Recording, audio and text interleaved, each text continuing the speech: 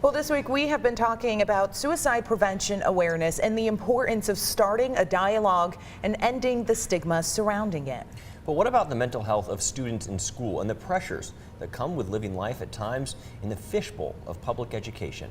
Texas Today's Barry Roy is in our newsroom this morning with more as he shines a spotlight on Suicide Awareness Month. Good morning to you, Barry. Yeah, good morning to both of you. I had the chance to speak with Dr. Emilio Oliveras at Temple ISD, and he tells me they take students' mental health very seriously. He says the district has a proactive program where each campus has social emotional staff on every campus who work with students who are experiencing social and emotional distress.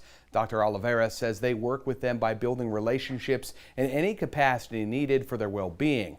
When asked what the protocol looks like, Dr. Oliveras says it could be many different things they look for, from the student acting differently, or it could be where a student cries out and says they want to harm themselves. Whenever a student does cry out, then we put that protocol in place where those counselors do go out and they talk to those students, they ask questions.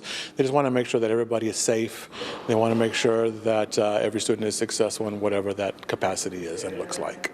Now, suicide is the second leading cause of death among high school aged youths 14 to 18 years after unintentional injuries. Now, according to the CDC, in 2019, nearly 20% of youths had seriously considered suicide, and 1 in 6, or 16%, had made a suicide plan. 1 in 11, 9%, had made an attempt.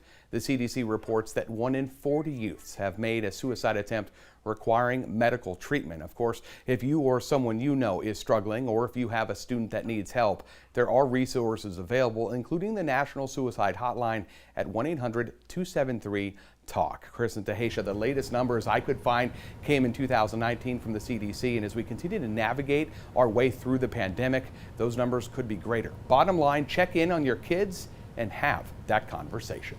A very important message when you hear those numbers. A little alarming.